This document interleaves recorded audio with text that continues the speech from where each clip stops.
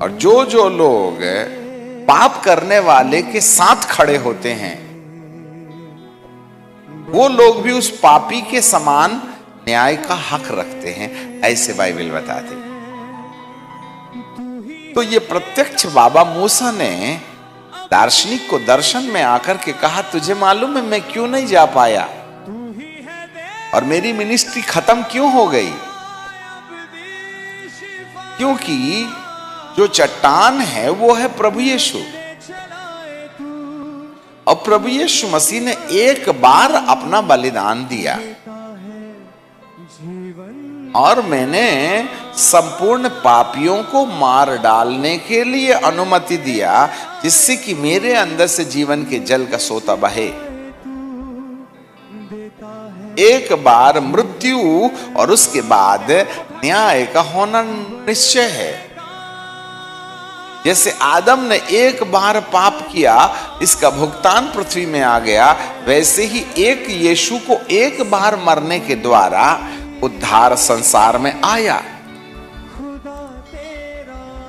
तो पहली बार चट्टान पर लाठी मारना ये एक कानूनन तरीका था, जिससे कि तुम्हारे लिए जीवन के जल का सोता निकल पड़े। पर अब ये जो चट्टान दूसरी बार है, उस पर लाठी नहीं बरसाना। मुझे तुमने एक बार मौत के घाट उतार दिया है, अब दोबारा मुझे क्रूस पर मत चढ़ाओ।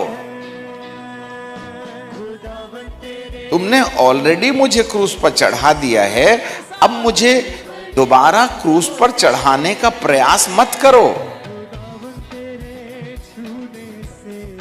ये दूसरी बार लाठी में बर्दाश्त नहीं करूंगा। दूसरे बार मुझे केवल चट्टान से बात करो, मुझको क्रूस पर मत चढ़ाओ। इब्रानी की किताब और उसका 10वां अध्याय, उसका 26 पद, book of Hebrew chapter 10 and verse 26 है। क्योंकि सच्चाई की पहचान प्राप्त करने के बाद यदि कोई जानबूझ करके पाप करता रहे, तो उसके लिए कोई बलिदान बाकी नहीं है। जब एक बार तुमने चट्टान में लाठी मार दी, तुमने मुझे क्रूस पर लटका दिया, अभी तुम ऐसा क्यों करते हो गलती करके? कोई दंड बाकी नहीं है। हाँ, 27 पद, हाँ, दंड का एक भयानक वाट जो होना, जो आग की ज्वाला बाकी है, जो विरोधियों को भस्म करती है। जबकि मूसा की व्यवस्था का न मानने वाला 2 या 3 जनों की गवाही पर बिना दया के मार डाला जाता है, तो सोच लो वह कितने और भी भारी दंड के योग्य ठहरेगा, जिसने परमेश्वर के पुत्र को पांव से रौंदा।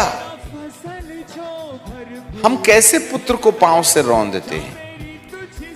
हम उसकी सलाह नहीं मान करके और ढिठाई करके गलती करने के द्वारा हम प्रभु यीशु मसीह को अपने पैर से फिर रौंदते हैं। हम क्योंकि उसको दोबारा दंड देते हैं। वाचा का वह लहू जिसके द्वारा पवित्र ठहराया गया है, तुमने अपनी गलती के द्वारा अपवित्र ठहराया है और अनुग्रह की आत्मा का अपमान किया है। हाँ, तो सोच लो वह कितने भारी दंड के योग्य ठहरेगा, जो परमेश्वर के पुत्र को पांव से रौंदता है, उसके वाचा के लहू को अपवित्र ठहराता है और उसकी आत्मा का अपमान करता है, जिसके द्वारा हमारा उद्धार होना भविष्य में तय है।